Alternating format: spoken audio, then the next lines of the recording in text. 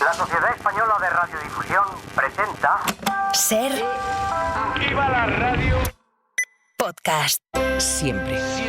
Hola, soy Fernando Bayo y estás escuchando Código de Barras, un podcast de consumo y mucho más. Código de Barras. El consumo en la SER. Fernando Bayo. Comenzamos una nueva temporada de consumo responsable aquí en la SER, la quinta de este Código de Barras en el que semana a semana, ya lo saben, nos proponemos aprender junto a ustedes, junto a los oyentes. Por eso queremos volver a invitarles una vez más a participar en el programa, no solo enviándonos sus consultas y sus reclamaciones, también queremos escuchar sus opiniones y las propuestas de temas que crean conveniente tratar en este espacio. Les recuerdo nuestro correo electrónico, códigodebarras@cadenaser.com. Ahí pueden escribirnos con sus ideas, sus sugerencias y, por qué no, también con sus quejas si creen que no hemos estado del todo finos en algún contenido.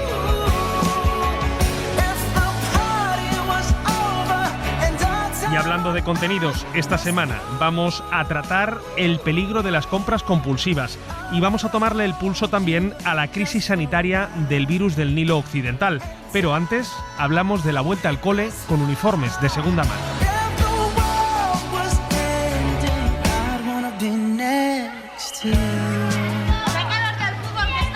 Más de 8 millones de alumnas y alumnos regresan estos días a clase. Algunos ya lo habrán hecho, aunque la mayoría volverán a las aulas de primaria, secundaria, bachillerato y formación profesional esta próxima semana. Y claro, muchas familias han apurado hasta el último instante para hacer las compras imprescindibles.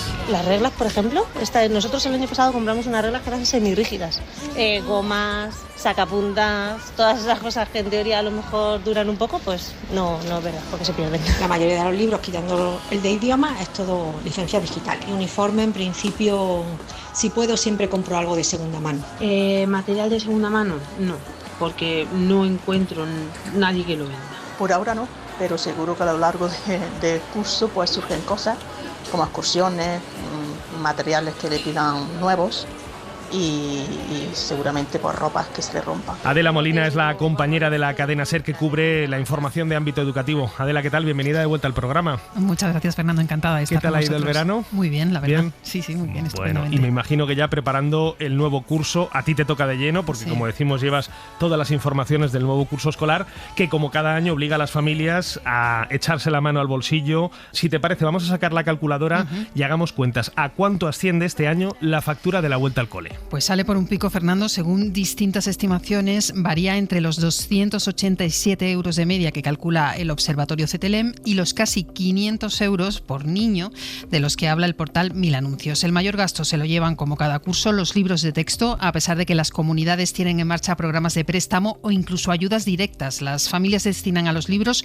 unos 160 euros de media en los centros públicos, 250 en los concertados y más de 300 euros en los privados.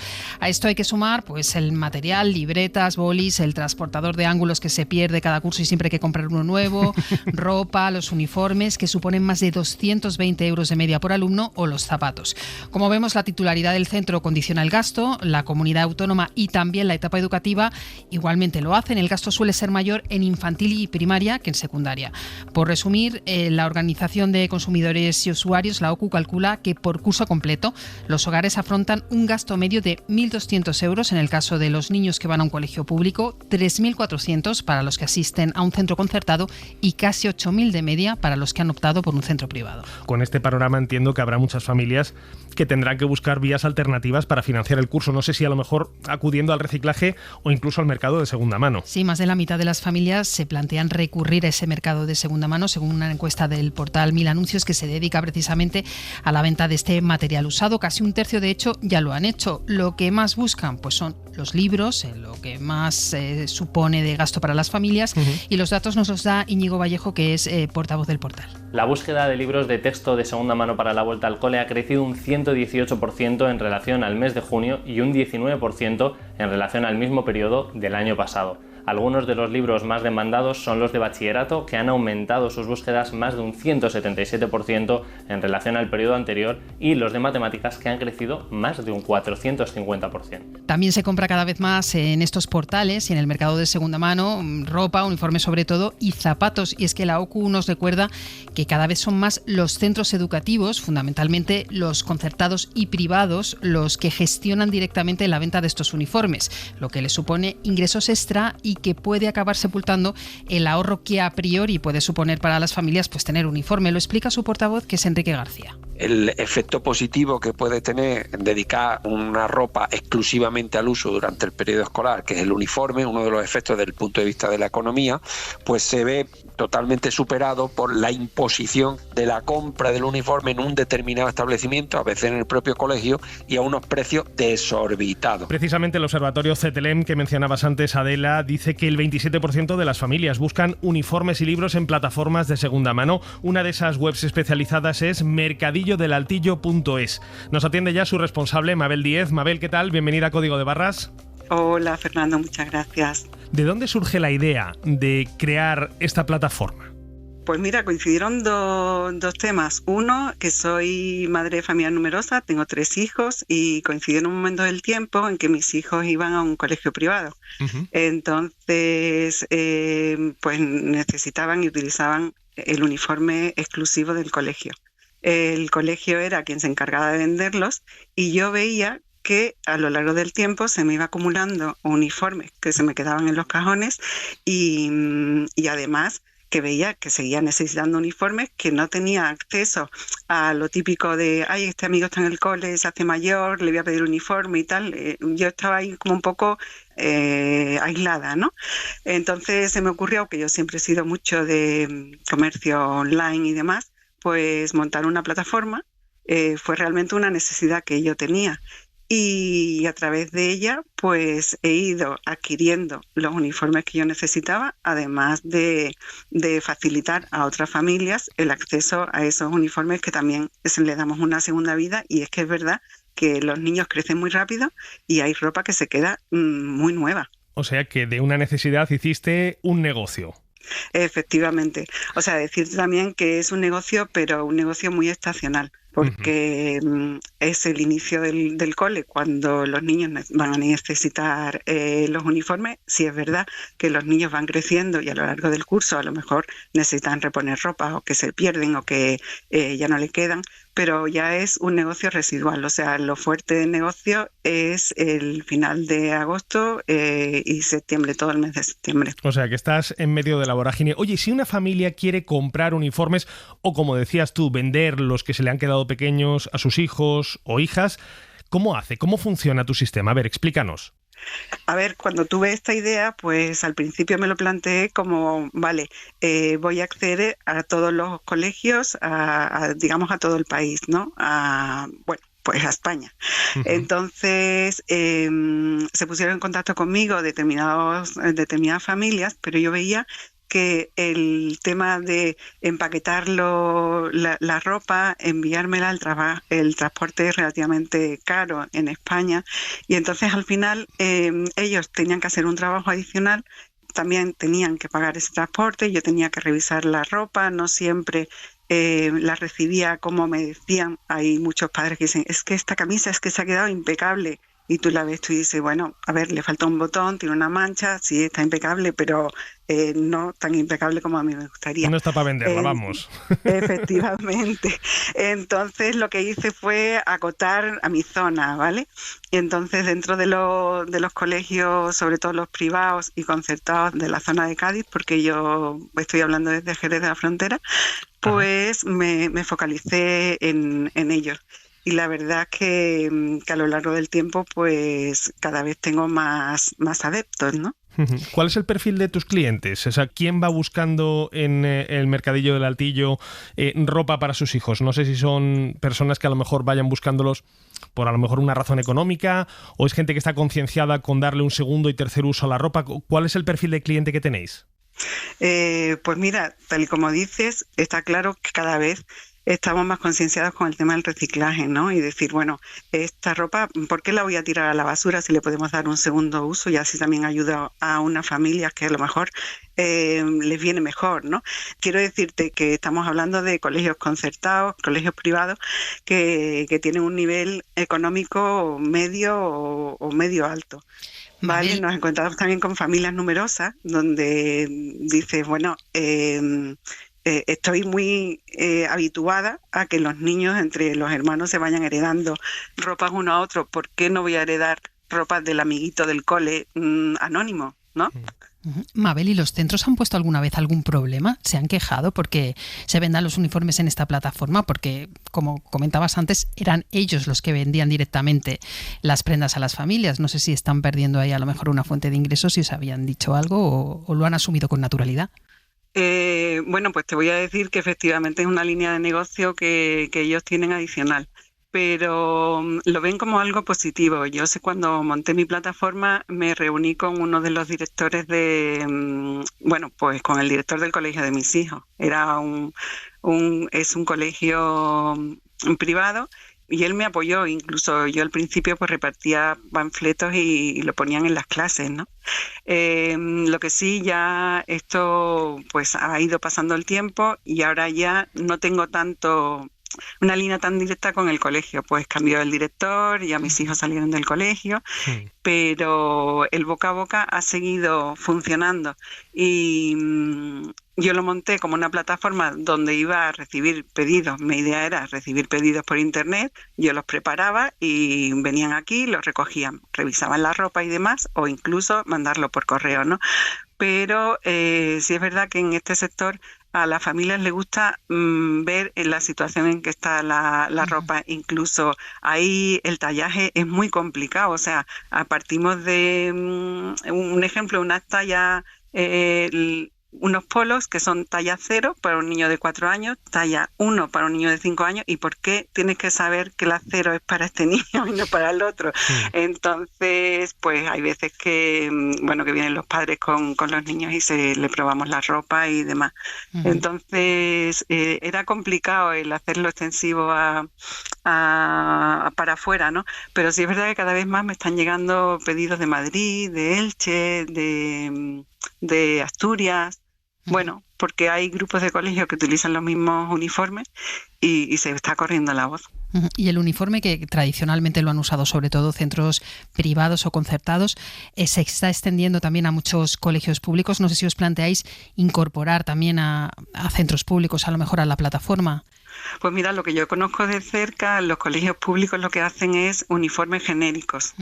Entonces, no es una línea de negocio del colegio, con lo cual lo pueden comprar pues en hipermercado, en tal, y entonces a lo mejor es una faldita gris, un pantalón gris y un polito o un tal, y este determinado color. Entonces yo ahí no he llegado, la verdad.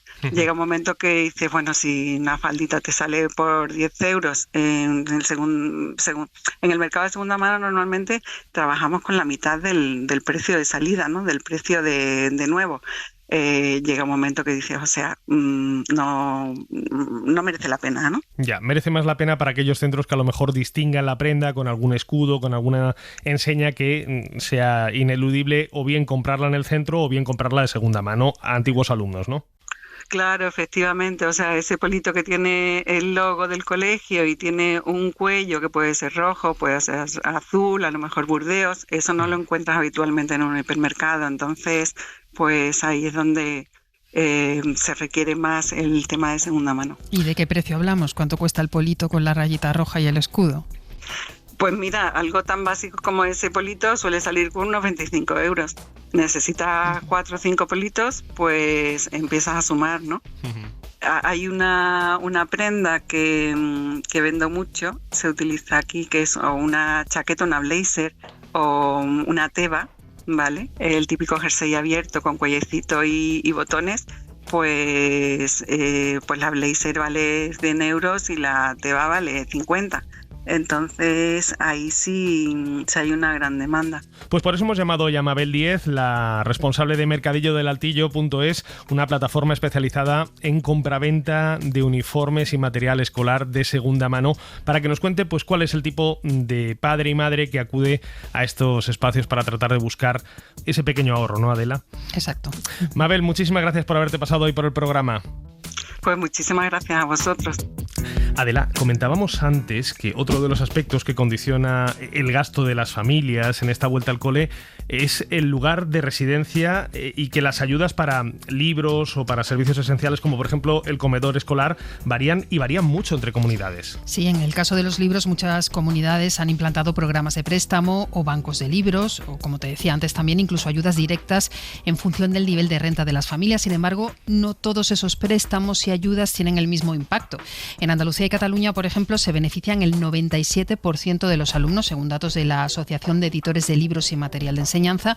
En Asturias o Murcia son solo el 30%. Con el comedor escolar ocurre algo parecido.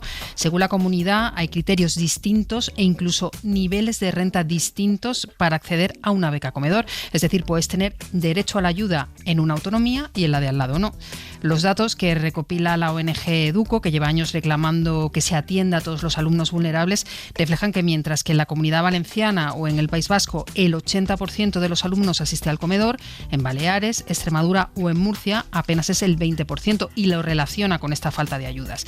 La gran brecha se da además en el paso de primaria a secundaria, donde tan solo el 16% de los institutos públicos tiene comedor, aunque recordemos que en los primeros cursos de la ESO, de la secundaria, hablamos de niños que tienen 11, 12 o 13 años.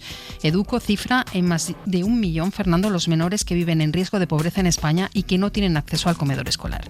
Adela Molina, muchísimas gracias una vez más por pasarte por Código de Barras y por empezar la temporada con nosotros, así me gusta. Nada, muchísimas gracias, un placer. Síguenos en Twitter, en Facebook y en Instagram, @Código de Barras. Y escúchanos siempre que quieras en SER Podcast y en la web de la SER. You don't know what Mason-Dixon means, and you never heard Roy Acuff sing about Cannonball rolling through the night under the stars by camp. Suscríbete a Código de Barras. Todos los episodios y contenidos adicionales en la app de Cadena SER y en nuestros canales de Apple Podcast, Spotify, iVoox, Google Podcast y YouTube. Escúchanos en directo en la SER los domingos a las 6 de la mañana.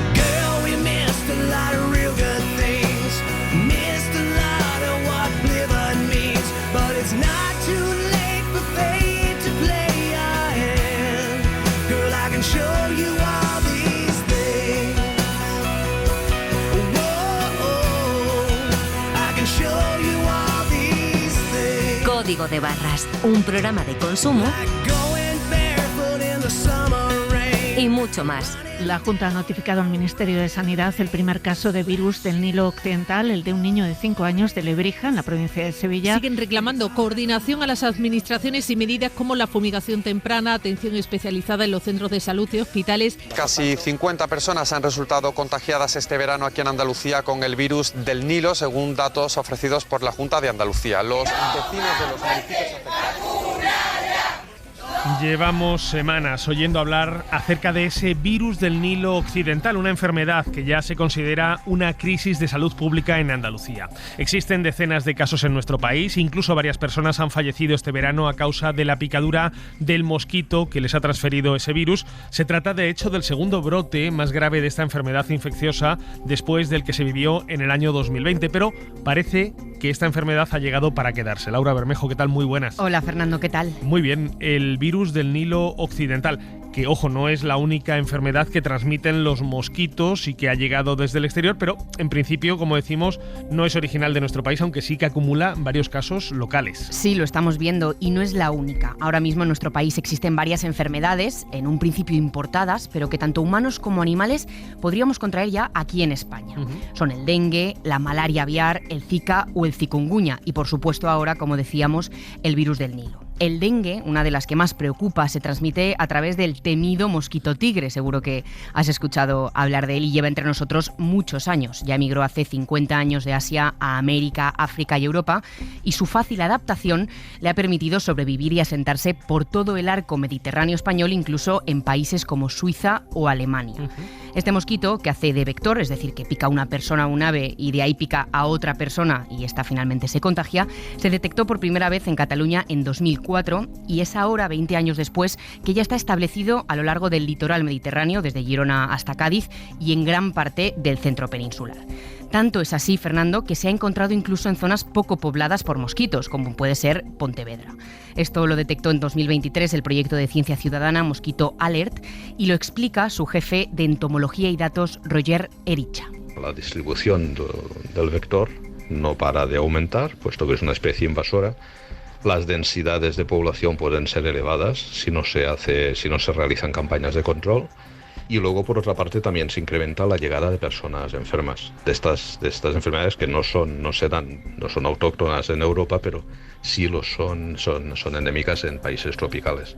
Y donde en este momento hay, en algunas zonas como América del Sur, hay brotes, hay epidemias muy importantes. Este verano, el Servicio de Atención al Viajero Internacional del Hospital Clínico de Barcelona ha atendido a 20.000 personas, una cifra que iguala ya la actividad previa a la pandemia del coronavirus, cuando la movilidad internacional estaba en máximos. Y esta movilidad es uno de los factores por el que hay también un aumento de casos. La enfermedad que más preocupa, decíamos, es el dengue, que es una enfermedad que provoca fiebre alta, dolor de cabeza, también dolor en otras partes del cuerpo, náuseas y erupciones en la piel, y acumula 2.348 casos, los acumulados entre el 2016 y el 2023 en España, lo que significa un promedio de unos 300 casos anuales. José Muñoz és el jefe del Servicio de Salud Internacional del Clínic. No només per l'augment de la incidència, Amèrica Llatina, Àsia, que està augmentant claríssimament, sinó perquè s'està introduint en àreas on prèviament no estava. No solo por el aumento, dice, de la incidencia en América Latina o en Asia, sino porque se está introduciendo en áreas donde previamente no estaba, como decíamos, Francia, Italia o España. Según la OMS, en lo que va de año se han triplicado los casos respecto a los mismos del periodo del año anterior, del año 2023. Ya son más de 8 millones en todo el mundo y acumula esta enfermedad del dengue más de 3.600 muertes, sobre todo pues en Brasil, Argentina, Paraguay, Colombia o México. Uno de los factores, decías, es esa mayor movilidad. Además, España es cabeza de puente con Latinoamérica, con lo cual resulta preocupante, pero imagino que el aumento de la temperatura global, y particularmente notable aquí en la península, también tendrá mucho que ver, ¿no? Sí, una mayor movilidad de viajeros, decíamos, también de productos y mercancías, que es muy importante, pero en efecto las altas temperaturas y sobre todo que estas altas temperaturas ya llegan mucho antes, sí tiene en efecto mucho que ver. Hablábamos del dengue. ¿Qué otras enfermedades transmitidas por mosquitos preocupan a nivel de salud pública actualmente? La malaria aviar, decíamos, es otra enfermedad presente en nuestro país. La malaria sabemos que se erradicó en humanos en España, que no en África hace ya años, pero aún tiene ese vector presente en España.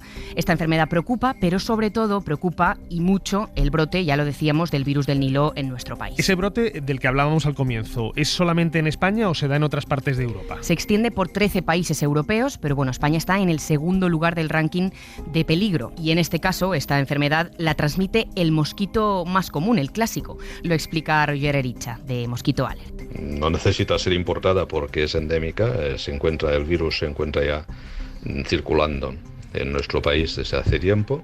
Los vectores son mosquitos autóctonos, no es necesario que haya ningún mosquito invasor o ningún acontecimiento extraordinario. Y de hecho son mosquitos muy comunes los que lo transmiten. Decíamos decenas de casos, pero bueno, se cree que las cifras oficiales subestiman la realidad, ya que muchas infecciones presentan pocos o ningún síntoma. En Andalucía están especialmente preocupados y demandan una vacuna y mayor prevención. Juan Molero es el alcalde de Isla Mayor. De hecho va creciendo, que es lo que se esperaba, y ya le van tocando a otras provincias, incluso a otras comunidades. Así que eso ya es algo que ha llegado y que por desgracia, como está para quedarse, hay que empezar a trabajar un poquito más a nivel ministerial autonómico para dar una solución correcta. Es importante, Fernando, recalcar que, según los datos científicos, de momento solo el 1% de los infectados desarrolla enfermedades graves como meningitis, encefalitis o incluso parálisis cerebral. Hablaba el alcalde de Isla Mayor sobre cómo se está convirtiendo en una enfermedad endémica. ¿A qué se ha debido este brote en particular este verano del virus del Nilo Occidental? Se señala el agua de los arrozales, en la que hay muchísimos mosquitos y es uno de los ambientes más propicios, aunque los arroceros, los agricultores, no admiten de momento su responsabilidad directa. Desde la Estación Biológica de Doñana, perteneciente al CSIC, ya advirtieron a los agricultores de que este brote podría suceder, pero los mismos hicieron caso omiso y ahora la situación, pues en efecto, es más difícil de solucionar. Por eso hemos llamado a Martina Ferraguti, investigadora becada por la Fundación BBVA. Actualmente está en la Estación Biológica Doñana del CSIC. Es especialista en diversidad de mosquitos y su impacto en la propagación de enfermedades transmitidas por vectores. Martina, espero haberlo dicho bien. ¿Qué tal? Bienvenida a Código de Barras. Encantada de estar aquí. Muchas gracias.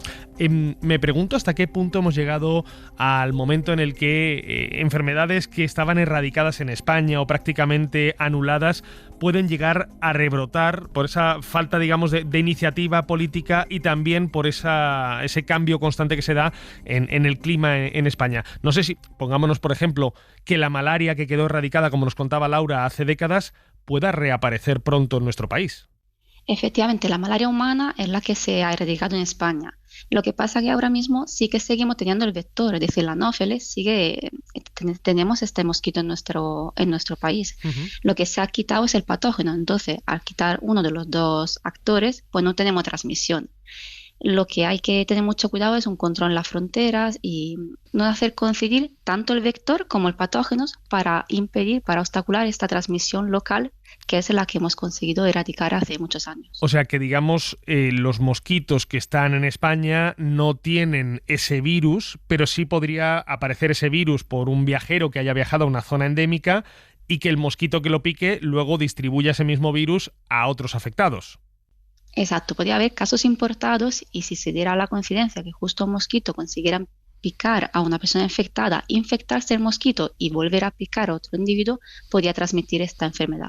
Ahí es donde entra en juego la movilidad, pero hablábamos también de la cuestión del cambio climático, del aumento de las temperaturas, de la prolongación de algunas estaciones, principalmente la primavera y sobre todo el verano. ¿Hasta qué punto influyen esos factores en que haya una mayor proliferación de mosquitos, de vectores que, por probabilidad y estadística, pues pican a más gente y hay más posibilidades de que transmitan esas enfermedades contagiosas? Muchísimo. Las temperaturas, los mosquitos son muy dependientes de las temperaturas para su ciclo de reproducción y para también a nivel de los patógenos se reproducen más rápidamente al tener temperaturas más elevadas en el ambiente en el interior de los vectores de los mosquitos. Entonces la temperatura es un factor clave en la abundancia de los vectores y en los ciclos de replicación de diferentes virus en su interior. Martina, hablábamos del caso del virus del Nilo, pero también hemos comentado el caso del dengue y decimos que apareció más en Cataluña, se ha desarrollado ahora por diferentes partes, pero al final se acabó desarrollando más en una ciudad, no en un ambiente rural. En este caso, en el caso de esta enfermedad y de ese mosquito que la transmite, ¿a qué se debe que se desarrollara más en una ciudad? ¿También hay más probabilidad? ¿Hay ambientes, hay factores que lo favorecen? Efectivamente, en el caso del dengue el vector principal es el mosquito tigre y es un mosquito invasor que ya tenemos establecido, como se ha comentado, en toda la parte oeste del país y este mosquito se encuentra principalmente en altas abundancias en la ciudad, por ejemplo, de Barcelona y coincide que la ciudad de Barcelona también tiene un aeropuerto internacional muy importante donde llegan muchos viajeros y algunos de ellos pueden llegar infectados por dengue. Entonces, al encontrarse el vector junto con el patógeno, puede llegar a haber esta transmisión local en nuestro país, en nuestros ciudadanos, por ejemplo, en personas que nunca han viajado en estos países y que se han infectado localmente. Claro, durante la época del coronavirus había mucho control en las fronteras para tratar de detectar esos posibles casos que pudieran contagiar o pudieran traer cepas nuevas del virus a nuestro país. En este caso estamos hablando de una falta de un control exhaustivo en frontera para evitar esos contagios, ¿o las medidas que se aplican actualmente a nivel sanitario son suficientemente rigurosas? Sinceramente no creo que haya un test de detección rápida, por ejemplo, de estas enfermedades tropicales como puede ser el dengue. Entonces sería muy complicado en los aeropuertos hacer un test, un diagnóstico para poder un poco controlar la llegada de estos viajeros infectados. Lo que deberíamos controlar sería la población de los mosquitos. Es decir, antes en España no había mosquito tigre, entonces no había tanta transmisión de estas enfermedades tropicales. Al haberse establecido el vector de estos virus, lo que ahora estamos permitiendo es su transmisión. Entonces, desde las administraciones lo que podemos hacer es reducir los vectores que tenemos en nuestro territorio para así poder reducir un problema de salud pública. Esto precisamente, ¿no?, es lo que están haciendo también en Cataluña, cambiando el alcantarillado. Exacto. Se ha visto en un estudio científico que el sistema de alcantarillado de las ciudades, algunos de los tipos de alcantarilla que tienen, pues son más propensos a la colonización de los mosquitos y en particular modo de este mosquito tigre. Entonces, la Agencia de Salud Pública de Barcelona ha empezado una transformación de sus alcantarillas a una manera de que haya menos agua acumulada y no permita la proliferación de estos mosquitos. Y es un ejemplo óptimo de cómo la ciencia puede ayudar prácticamente al ciudadano reduciendo una molestia que tienen ellos. Martina, siendo este un programa de consumo que escuchan muchísimas personas, me gustaría que a lo mejor nos des un consejo como experta. ¿Qué tenemos que hacer ante los mosquitos? No sé si un manotazo a tiempo o hay que utilizar antimosquitos. ¿Cuál sería la mejor forma de prevenir la picadura y de tratarla en caso de que nos piquen?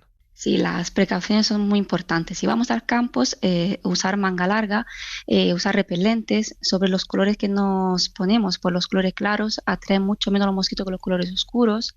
En nuestras casas tener mosquiteras, importantes. Si tenemos jardín, tener mucho cuidado en vaciar todo aquello macetero, si tenéis niños o los juguetes que se quedan boca arriba, que pueden acumular tan solo unas pocas gotitas de agua, son suficientes para que, por ejemplo, el mosquito tigre ponga sus huevos. Oye, y una última pregunta ya por curiosidad personal. Las velas que tienen citronela, que a mí me han dicho siempre que sirven para ahuyentar a los mosquitos y evitar que te piquen. ¿En eso no sé si hay ciencia o no? Sí, no, es decir, ciencia no hay. La citronela puede funcionar un poco, pero tiene un rayo de acción muy limitado, como 1 metro, 1,5 metros, 2, y sobre todo sobre alguna especie de mosquito como el mosquito común. Pero ya el mosquito tigre, la citronela se puede rociar y no le afecta. Como venga el mosquito tigre, hay que meterse debajo no de una sábana, sino de un edredón casi, ¿no? Casi. Pues Martina Ferraguti, investigadora de la Estación Biológica de Doñana y becada de la Fundación BBVA, especialista en diversidad de mosquitos. Muchísimas gracias por haberte pasado por el programa. Un placer, muchísimas gracias a vosotros. Laura, antes hablabas de una plataforma ciudadana, me he quedado con el nombre, Mosquito Alert se llama, sí. ¿Verdad? Cuéntame más sobre ella, no sé si te he entendido bien. ¿Se puede notificar como ciudadanos la presencia de mosquitos? ¿Cómo se hace? ¿A través de una fotografía? Sí, exactamente así. Mosquito Alert es una iniciativa que permite a los ciudadanos reportar la presencia de mosquitos mediante fotografías, exactamente, a través de una aplicación. Si, por ejemplo, ves un mosquito que consideras una especie diferente, desconocida, más grande de lo habitual, con algún color distinto, algo que te llame la atención, puedes reportarlo en la aplicación. También se queda guardada la ubicación de ese mosquito y las características que tiene. Y esto ayuda muchísimo, porque cada imagen que se recibe se procesa y se avisa de forma automatizada al CECAES, el Centro de Coordinación de Alertas y Emergencias Sanitarias, que informa a las comunidades autónomas para tomar decisiones pertinentes en el caso de que haya, pues por ejemplo, una gran cantidad de mosquitos de ese estilo. De hecho, es que el 21% de los mosquitos tigre detectados en España en la última década ha sido precisamente gracias a esto, a la colaboración ciudadana. Así que ya sabes, si ves algún mosquito extraño o que te llame especialmente la atención, puedes colaborar con la investigación. Fíjate que yo soy más de meterles un manotazo, un zapatillazo, porque a mí cuando se me atraviesa un mosquito y empieza a zumbar... Por la noche, que no puedes dormir, terrible. Es una pesadilla terrible. Auténtica. Enciende la luz y hazle una foto. Sí, eso voy a hacer a partir de ahora. Laura, muchísimas gracias. Gracias a ti. En unos segundos abrimos nuestro consultorio. Si usted tiene cualquier duda o reclamo de consumo, envíenosla a códigodebarras@cadenaser.com o escríbanos un WhatsApp al teléfono del programa al 679 017014.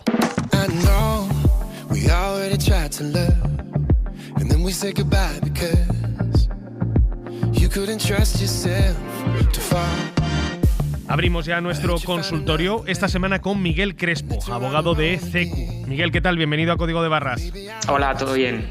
La primera consulta esta semana nos la envía María Jesús desde Castellón. Al parecer compró recientemente un enfriador de aire de la marca Coolbox, pero no parece estar muy satisfecha con ese producto y quiere devolverlo, y se ha encontrado con este problema. No lleva ninguna dirección, no hay un número de teléfono en la bolsa en la que iba dentro envuelto y no contestan, me dice que el teléfono no existe, y en la publicidad que aparece en Google, cuando envío los correos de la publicidad, contacto, nadie me contesta. En este caso, cuando alguien compra un producto, debería no tener tantas dificultades para poder devolverlo. ¿Qué se le puede recomendar a nuestra oyente, a María Jesús, para que logre esa devolución? En primer lugar, señalar de lo que nos comenta María Jesús, deduzco que la compra se realizó por Internet. De esa forma le asiste el derecho de desistimiento, según el cual puede devolverlo sin tener que justificar el motivo en un plazo de 14 días. Dado que existe ese plazo breve de tiempo para ejercitar ese derecho, es importante acreditar esa petición de devolución, cosa que no sucede con la llamada telefónica. Por eso sí es importante que se haga por escrito, bien por burofax o bien por correo electrónico. En el caso de que no se atienda esa petición, como nos comenta la oyente, pues porque no hay posibilidad de contactar con ellos, no quedaría otra opción que formalizar la reclamación en vía judicial, recordando pues a todos los oyentes que cuando se reclama por menos de 2.000 euros no es preciso asistir acompañado de abogado ni de procurador, por lo que es un procedimiento rápido, sencillo y sin coste. Ahí habría que mirar también, a la hora de si hay que formalizar esa demanda, cuando realizó la compra, los datos, porque si ella compró a través de una página web, también la ley obliga a que tengan un aviso legal y una identificación de la empresa con el CIF y con un domicilio. Es decir, habría que mirar bien esos datos para hacer la reclamación correctamente. La siguiente consulta nos la envía Luis, desde Ponferrada.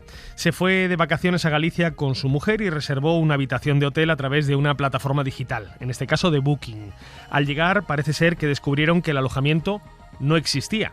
Trataron de contactar con el número proporcionado por Booking, pero no recibieron respuesta y aún así les han cobrado 65 euros. Hemos puesto una denuncia al banco para ver si recuperamos el dinero y tenemos suerte. De momento nos han puesto pegas. Lo tenemos que hacer de otra forma. Tengo que denunciar en la Guardia Civil de Ponferrada para ver si así por segunda vez me devuelven el dinero. Booking en la comunicación brilla por su ausencia. No te mandan un teléfono para que les llames ni tampoco te llaman. Simplemente se ponen en contacto contigo vía email y te dicen que le des el número de reserva y de PIN. Ya se lo he dado 8 o 9 veces y ni caso. Me dicen que me van a cobrar un cargo por no presentarme en el hospedaje.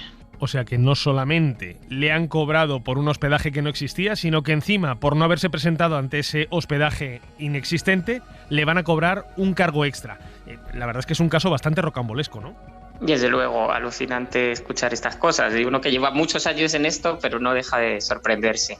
En este caso, la responsabilidad sin duda recae sobre Booking. Es una empresa que realiza una labor de intermediación entre lo que es el inquilino y lo que es el casero, y por ello cobra una comisión. A la vista de lo que nos comenta Luis, pues en este caso no puede exigir el cobro de una gestión que no ha hecho, toda vez que no ha podido disfrutar de ese alquiler por no existir el alojamiento. Es decir, Luis nos dice que se ha dirigido al banco seguramente para retroceder el cargo, pero yo entiendo que tiene que ir más por la vía de hacer esa reclamación a Booking. Para ello, tendría que formalizar esa reclamación, pues ya él dice que lo ha hecho, no le han atendido, o a través de una oficina municipal de información al consumidor o de una asociación de consumidores, y si no es posible llegar a una solución amistosa, pues tendríamos que acudir a esa vía que comentábamos con la anterior oyente de los tribunales de la justicia, por no dejarlo, porque evidentemente no puede quedar así impune. La última consulta nos la envía Irina desde Madrid. Junto a mis compañeros de piso vamos a terminar ahora nuestro segundo año de contrato como inquilinos y nos hemos dado cuenta de que el casero no ha depositado la fianza del alquiler en estos 2 años. Entonces, claro, ahora nos preguntamos de cuánto puede ser la sanción y si se le puede denunciar por haber hecho eso. ¿Pueden Irina y sus compañeros de piso denunciar a su casero por no haber depositado esa fianza del alquiler durante los últimos 2 años? Pues a nivel estatal la Ley de Arrendamientos Urbanos dispone la obligación de fijar la fianza de los alquileres, pero es en la legislación de las diferentes comunidades autónomas donde se ha concretado los requisitos de cómo se tiene que hacer ese depósito y las consecuencias legales de no hacerlo. Es decir, tendríamos que acudir exactamente al lugar donde haya sucedido y ver esa legislación autonómica que generalmente suele calificar esa situación como una infracción leve y le impone una sanción al casero. Esto es, no va a repercutir en que le devuelvan el dinero a Irina, es decir, el inquilino lo único que puede hacer es cuando acabe el contrato de alquiler exigir esa devolución. Pero lo que implicaría, si la legislación autonómica obliga a depositarlo y no lo hace, que le impongan una sanción esa administración autonómica. En todo caso, al casero, no a los inquilinos. Eso es, siempre es una obligación del casero el hacer ese depósito en los términos que establezca la ley. En ningún caso se le podrá exigir ninguna responsabilidad al inquilino que él cumple pagándosela al casero. Pues en este caso agradecemos a Irina, a Luis y a María Jesús que se hayan puesto en contacto con el programa para trasladarnos sus dudas y por supuesto también agradecemos a Miguel Crespo, abogado de CECU, que haya resuelto estas dudas de nuestros oyentes. Miguel, muchísimas gracias. Muchas gracias a vosotros, un placer.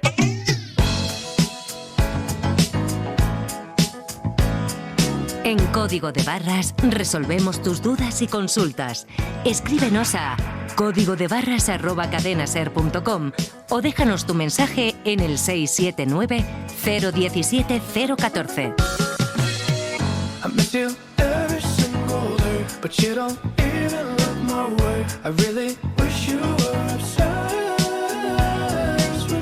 El final del verano es una época propicia para los buenos propósitos. Dejar de fumar, hacer más ejercicio, comer mejor, salir a la hora de la oficina, pero también hay muchas personas que se plantean consumir de una forma más racional, menos impulsiva. Lo básico lo tengo, siempre quiero como más.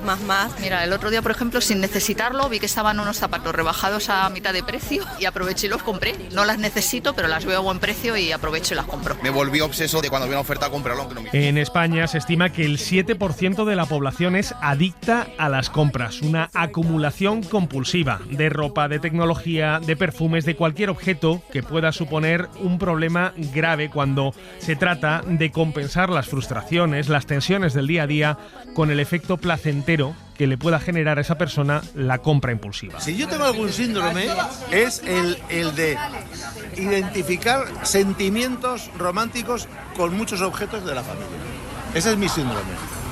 O sea, yo encuentro las gafas de mi abuelo y Karina las depositaría inmediatamente en el basurero más próximo. Y yo pienso que son de mi abuelo y me las guardo y me dice, ¿pero sirven para nada? Digo, pues no. Pero son de mi abuelo. Tenemos un espacio limitado. María Majabacas, compañera de la sección de reportajes de la cadena SER. ¿Qué tal? Muy buenas. Muy buenas, ¿cómo estás? Bien. Oye, explícame a quién estamos escuchando y por qué te has ido a hablar con esas personas. Pues mira, era algo que salió improvisado, era una cena de amigos y fue uno de los temas de conversación. Lo típico que dices, ay, mira, voy a hacer un reportaje de Diógenes, de la acumulación, de la compra compulsiva, y ves que aquello despierta tanto interés periodístico como humano que dices, ay, mira, voy a poner el micro. El micro no ahora pones el teléfono que queda más discreto. Y con estas te encuentras que Juan, muy adulto, al que hemos escuchado antes, guarda sus cosas de niño. Cuando terminamos el colegio, nos dieron una banda así morada que ponía aquí SEC, el cole. ¿La tengo guardada? ¿Sirve para algo? No. Yo conservo, no acumulo. Conservar. Cristina, ¿tú conservas o acumulas? Uf. ¿Tú añades cosas a tu colección? Sí, acumulas. Yo no. Acumulo. Y además condiciono. Yo no voy a mirar una casa nueva y condiciono que tenga espacio para todo lo que tengo acumulado, no para mí. Sí. Pero si os estáis dando cuenta que busca la casa para que pueda guardar lo que ella acumula. Y esto que empieza por acumular puede derivar en un trastorno, que lo es y que está identificado. ¿Te reconoces en el trastorno de acumulación? Sí, plenamente. las maderas, los hierros, las telas, las cuentas de collares. No, pero yo también acumulo material. Hasta las muestras de crema, por favor, que se van a caducar, normal. Pero si eso es una guarrería que no te vas a dar nunca, y es que las acumular. Tengo 2 neceseres llenos de sachets de crema. Los sets de los hoteles, que los tengo. Ay, perdona, yo me llevo todo lo de los hoteles. Eso lo del avión. Señorita Pepis, me llevo las bolsas. ¿Quién no se reconoce en esto de llevárselo de los hoteles? Que está pagado con la habitación. Ojo, por si algún día, de algún año, alguien va a tu casa y necesita un cepillo de dientes. O unas pantuflas o esos botecitos de champú. Dime que tú no lo haces cuando vas a los hoteles. Yo lo hago, yo me reconozco perfectamente en esto, Fernando. Que luego en los viajes viene muy bien, María. Pero aparte de poner el teléfono en la mesa en esa cena con amigos, supongo que has consultado a expertos que te habrán dado un poco de información sobre cómo puede cursar ese trastorno psicológico del que nos hablabas. Sí, además están los manuales, como nos explica Ana Belén Santos, psicóloga y profesora de la Universidad Complutense de Madrid. Sí es un diagnóstico y sí existe en los manuales diagnósticos que utilizamos el trastorno por acumulación, que tiene más que ver con una cuestión de acumular un poco como por compulsión. Y por este afán compulsivo llenamos nuestros armarios, nuestras casas, nuestras vidas, nuestros frigoríficos. Pues vamos a mirar en nuestro armario, vamos a mirar en nuestra casa si tenemos más cosas de las que necesitamos, incluso cosas que ya hace mucho tiempo que no las podemos justificar como no, es que a lo mejor en algún momento las necesito. Un vestido que hace 15 años que no te pones, no va a volver a estar de moda, no te va a volver a sentar bien. ¿Por qué no lo tiras? Porque es tan difícil, pensará tantísima gente como yo a la que le pasa eso. Claro, de hecho, María, al comienzo de este tramo decíamos que cerca del 7% de la población en España está enganchada a las compras. No sé si es tanto como decir que esa cantidad de población sufre de compras compulsivas. Mira, se lo preguntamos a Mireia Cabero, es profesora de Psicología y Ciencias de la Educación en la Universidad Oberta de Cataluña. Actualmente los estudios dicen que afecta aproximadamente al 6-7% de la población, representa el 5% aproximadamente de las consultas anuales a unidades de adicción. Y si bien los jóvenes, por su contacto constante con las nuevas tecnologías, tendrían el perfil más expuesto, resulta ser la edad donde más se analizan las compras, de forma que no es un problema específico de esta edad. Vamos, que esto no es cosa de jóvenes, por tecnológicos que sean, pero a ver los haylos, y vamos a hablar con Marta. Tiene 19 años, se reconoce también esto de comprar sin necesitar. Suelo comprar mucha más ropa online que en la tienda física porque es mucho más cómodo. Lo sueles hacer en tiempos muertos, que estás en tu casa o lo que sea, aburrido, lo que sea, y te pones a mirar y no paras, porque bajas y no paras y estás comprando todo el día. Sí que es verdad que cuando tengo un mal día, cuando estoy más aburrida en casa, comprar algo nuevo que sé que me va a llegar dentro de poco, pues me pone un poco más feliz. Bueno, pues es la joven que nos responde exactamente al perfil del comprador compulsivo, pero vamos a ver cuál es. Entre un 80 y 95% es de una mujer entre 25 y 35 años con cierta solvencia económica, de forma contrastada con los hombres que tienden a la compulsión al juego, no a las compras. Seguro que muchos y muchas oyentes se habrán sentido identificados en parte con estos testimonios que hemos escuchado. Aurora García es la directora de comunicación de la entidad de banca ética Triodos Bank. Aurora, ¿qué tal? Bienvenida al programa. Hola, gracias por la llamada. Te llamamos porque en vuestra entidad habéis elaborado un estudio sobre conductas sostenibles en el consumo y habéis determinado, en cuanto a la moda, que parece uno de los sectores principales de consumo en España, que 9 de cada 10 españoles nos vestimos con moda rápida o ultra rápida. Y claro, esto tiene un impacto porque no solamente es que sea poco sostenible o poco ética en su elaboración, sino porque además genera, por las dinámicas de consumo que conlleva, pues ese tipo de conductas patológicas de consumo compulsivo. ¿Os preocupa que esté cambiando el patrón de consumo en España, sobre todo en el mundo de la moda? No sé exactamente si está cambiando. Lo que sí es verdad es que es lo que tú dices, que 9 de cada 10 compramos en cadenas de moda rápida o ultra rápida. Eso sí, nos gastamos menos de 50 euros al mes y compramos entre 1 y 3 prendas. Y es verdad que sobre todo somos las mujeres y la gente menor de 40 años la que hace esto. Todo el mundo compra, más de la mitad compramos todos los meses algo. Lo que sí que está claro es que la gente compra muchísima ropa por el canal que sea. Y esto que decía Marta, por ejemplo, de como tengo tanto, mi madre o ella misma asume que lo tiene que donar a tiendas solidarias, a ONGs. ¿Esto lo percibís? Sí, eso es un dato muy claro, la verdad. En la mayoría de la ropa que no se utiliza se dona, en un 70% o algo así, dice el estudio, o se regala a amigos y familiares. Y luego también está la parte de la venta en webs de segunda mano, que está creciendo y ahora mismo está en torno al 20 y tantos %. Y sobre todo lo hacen los jóvenes muy jóvenes, la gente menor de 25 años, que casi el 40% de estas personas la venden en esas webs, entiendo que también para obtener un poco de dinerillo a cambio. Entiendo que este consumo tan impulsivo de moda tiene un impacto económico, como estabas mencionando, pero también un impacto ecológico. En vuestro estudio señalabais que apenas el 34% de los encuestados y las encuestadas tienen en cuenta que las empresas que fabrican este tipo de ropa cumplan con derechos laborales, con prácticas medioambientales. Claro, casa difícilmente la conciencia medioambiental de los jóvenes con este consumo compulsivo de ropa de moda rápida y ultra rápida, ¿no? Claro, es justo lo que explica, una cosa explica casi la otra. Lo decías muy bien, el 34% de las personas que hemos encuestado no tienen en cuenta las políticas medioambientales ni las condiciones laborales y ni siquiera llega a esa cifra. El 26% solo son las que tienen en cuenta con qué materiales se fabrican las prendas que compran. Y fíjate, me llama a mí más la atención todavía que un 24% de las personas a las que les hemos hecho el estudio dicen que no les importa en absoluto. El 24% no les importa nada cómo se fabrica ni el impacto que tiene ese consumo desaforado de moda. Eso es. Y eso no lo habéis detectado, que por ejemplo, yo por lo que he visto a la hora de hacer el reportaje, entre los jóvenes hay mucha mentalidad de esto no lo puedo comprar porque se hace con explotación de niños, pero luego te lo ponen tan fácil, te lo ponen tan barato que esa persona que en un momento dado la ves ética acaba cayendo.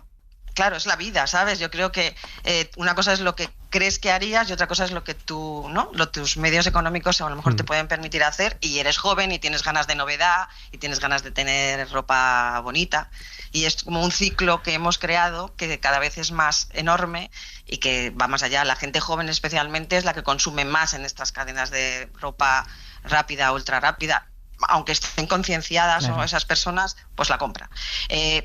¿Qué podremos hacer? La gente tener más en cuenta esos aspectos medioambientales y sociales. ¿Y eso a qué podría ayudar? Pues que conociéramos el etiquetado y los sellos y los certificados que avalan eso. Hay muchísimos.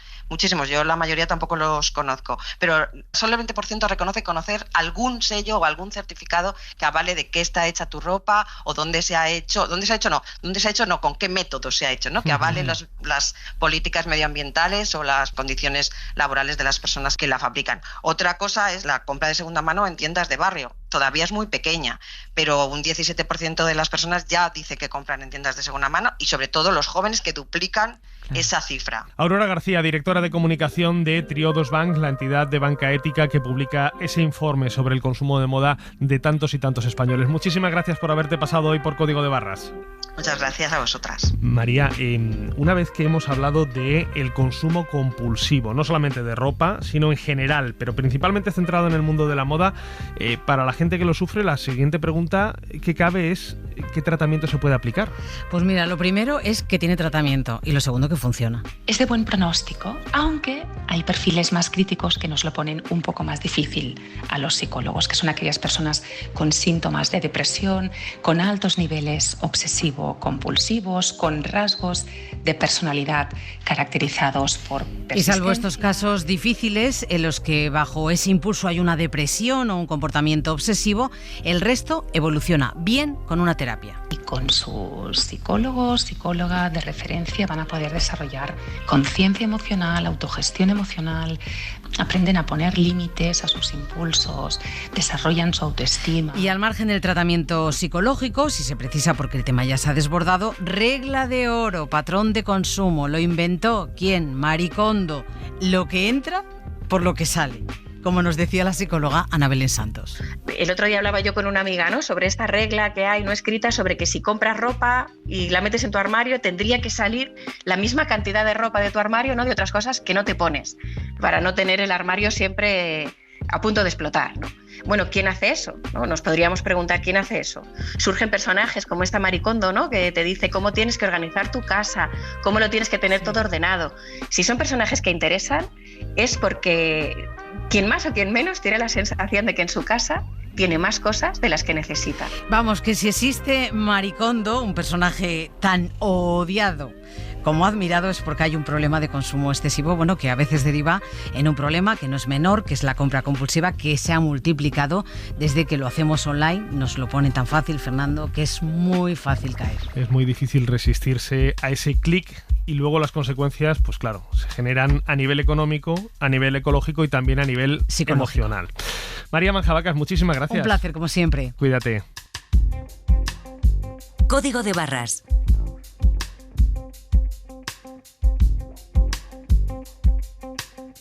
El consumo en la SER.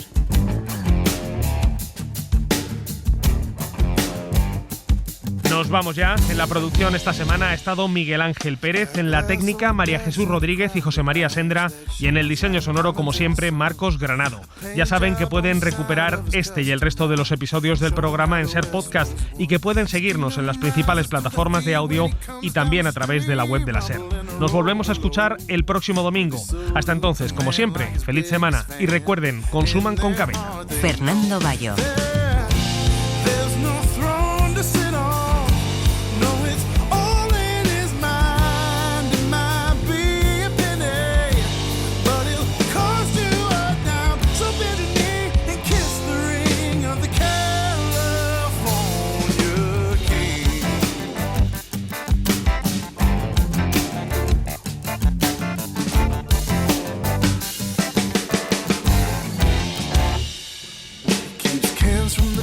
In a plastic bag on the corner of Wilshire and Vine, out among the elite trying to beat the heat. The only thing he has is time. You don't buy a lease or rent in a canvas tent. Said he carved out a nice little spot. Well, the economy's tough and the traffic's rough, but that real estate market's high. They'll say there's no throne to sit on.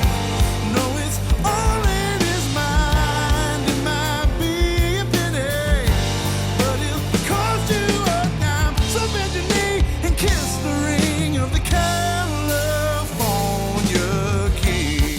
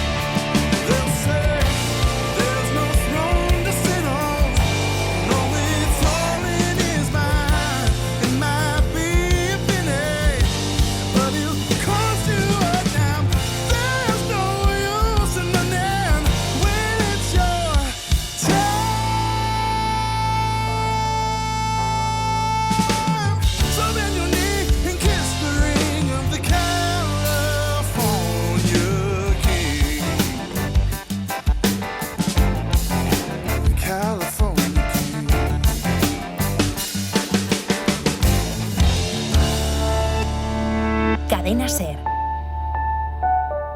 La radio.